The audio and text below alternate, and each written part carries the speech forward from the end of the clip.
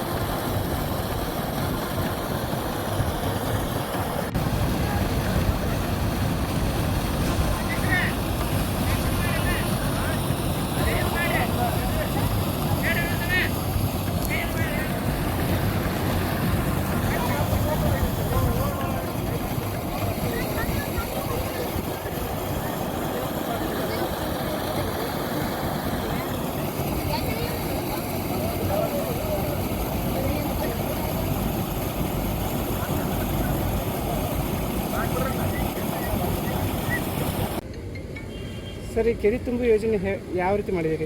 ಎಲ್ಲಿಂದ ನೀರು ತಂದ್ರಿ?